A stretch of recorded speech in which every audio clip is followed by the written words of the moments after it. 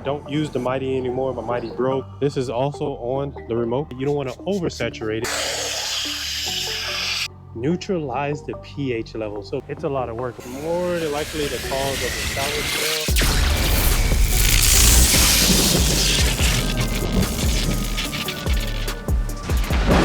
You are now experiencing monation. Good morning, everybody. So today we got some interior work. So what I'm doing today is 2 full interiors. One is a reschedule from the previous day. On this one that I'm doing, we have a Hyundai Palisade, and I didn't even know that they came with cloth seats, but I really like the way this one is. It's probably pretty comfortable, those cloth seats, but not too bad. You can tell they have kids and stuff. And we got just a little bit of pet hair, nothing too crazy that's gonna cause anything crazy. This one I charged $300 for this one, including I just charged $25 for the pet hair because honestly the pet hair is not bad, and most of it is gonna get blown away and it should vacuum up pretty easy. So the very first thing I do when it comes to my full interior details is I do the seats first. And the reason why I do the seats first is because I want to go ahead and knock the seats out and then do the rest of the interior. That way the seats have time to dry, and if they start to get brown spots or things start to come up, then I'll go ahead and redo that particular seat. And also just because I want to make sure the seats are dry by the time I finish, just in case they got to go somewhere in the vehicle. If y'all don't know, I don't use the Mytee anymore. My Mytee broke. So what I did was I created my own extractor. So I have an air hose on right here. I have my extractor head from the Mytee, and I put the proper connections on there to be able to use it on a water pump. And so I actually have a video on this with setting it up. So right here is my solution tank. And what I do is when I'm doing extractions is basically I close off all my water, and I have a water pump on the solution tank. The water pump pulls and it circulates, so that way I can keep it on, but also most importantly, it's gonna pump that solution. All I have to do is screw on my line right here, close off all my water lines. So I do have this on a remote, so I'm able to turn it on. And there we go. The reason why I have it circulating is because in case I don't turn this off, it can circulate the fluid, and that way the water pump doesn't burn out, because it has to constantly cycle the water. If it's not constantly cycling the water, then it's gonna burn the water pump out.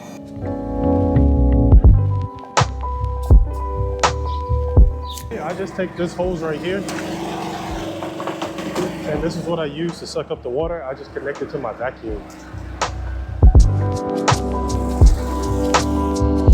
So just like your extractor, boom, and that's pretty much it.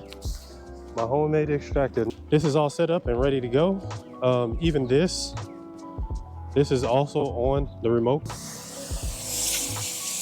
Got it on the remote.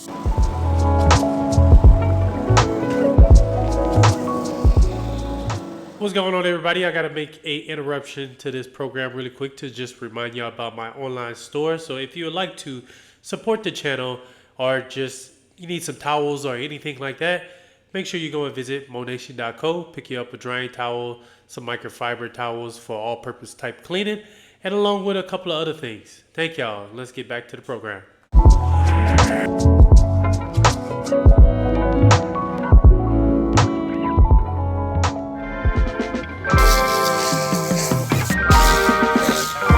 What we're using as the pre-spray is going to be Flex Citrus, and then I'm going to use Blazin Blue in my carpet extractor as my solution.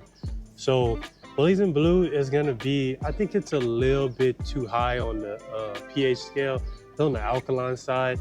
It's a 9.8, and I think it's a little too high. So I'm going to switch back to Flex Ice as my secondary solution. So now when you're using Flex Citrus, you want to just spray it like you see me doing here.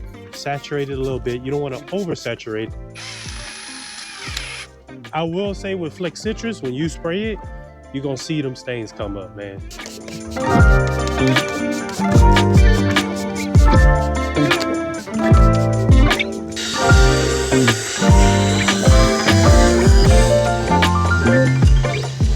I did my agitation on both seats. Now it's time to go ahead and start extracting. So I'm gonna turn my pump on. So I'm just turning on, and then I'm gonna go ahead and turn my vacuum on. There we go. I'm gonna start extracting.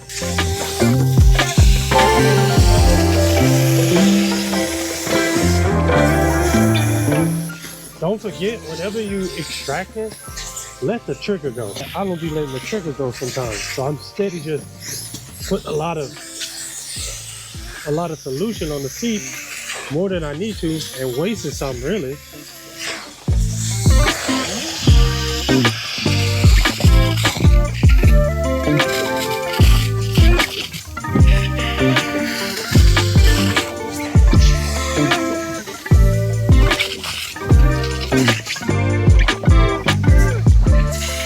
If they have thorough seating, always save it last, because that way I'm gonna pull up both seats and I have the most room to get back here.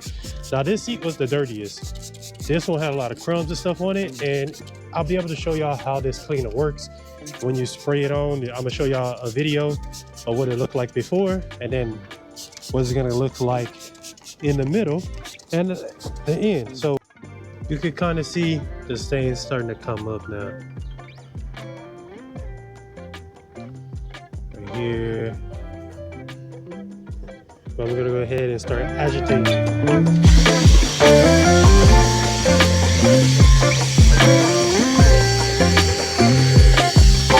So with this seat, it has this on the armrest, which looked like a little bit of candy, gum, or something, right?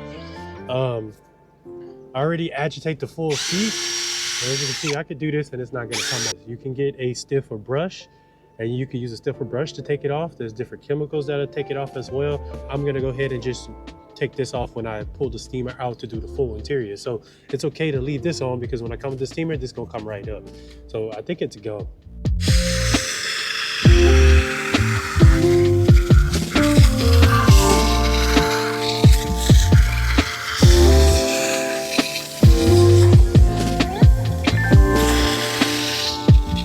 Honestly, the best thing about having everything stationary in the van when it comes to extracting the seats is that I don't have to worry about moving the equipment around, except when I pull out that steamer, and that's it.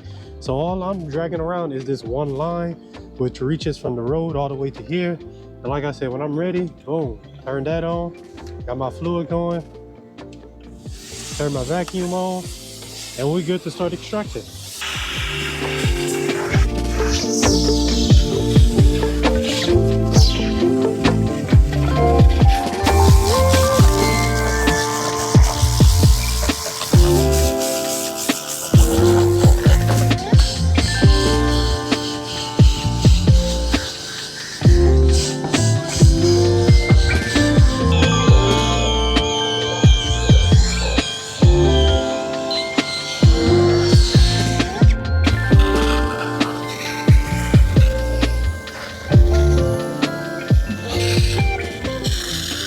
I'm getting a little bit of wicking like in this area. It's hard to see. What I normally do is I have this spot stop stuff that I got from like a carpet place, and it is for whenever the carpet or the seat starts wicking, which is basically when you start seeing, you clean it and then you start seeing it turning brown.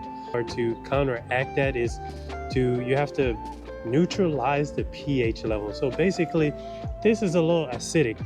I know that the rinse that I use in the extractor, the rinse solution that I'm using is like a high alkaline chemical, which is why I need to switch back to Flex Ice, because it's not as high as that one. So I know that the pH is off, probably in this area. So I'm gonna spray this. This is a little acidic. Let it sit for a little bit. I'm gonna agitate it with a towel, and that should stop the wicking. On the instruction on the bottle, it says to spray it, agitate it, and extract like normal. I'm just extracting it with the towel and agitating it at the same time.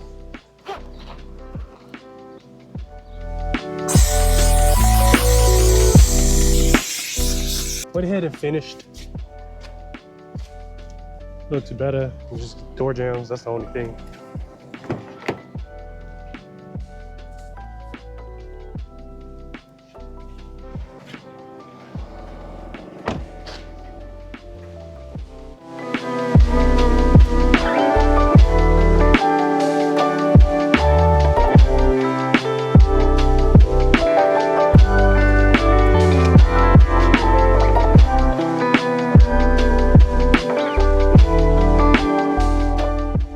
to the next one. I'm on to my last one for today. It's a full interior detail.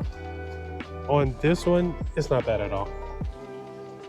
So as y'all can see, it had like a milk smell. It kind of went away now, but we're still gonna go do the full interior detail.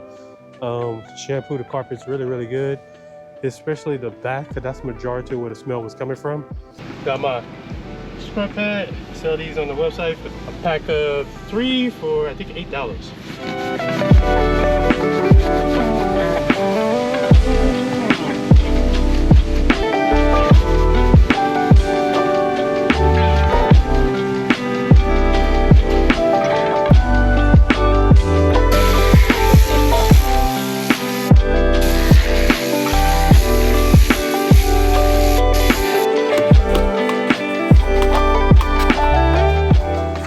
The majority of the smell is kind of coming back from right here. So I'm gonna spray back here first with my pre-sprays, like citrus, just like last time. I'm gonna go ahead and spray the whole carpet, then come back and agitate, then come back and extract. So there's definitely something that was built in this area right here, and it is more than likely the cause of the sour smell. As I'm extracting, you can see that it's like a milky white. So I'm just gonna kind of keep extracting, and then eventually I'll go ahead and do the rest of the car. And if I have to come back to this area right here, then I will. It's more so just in this area.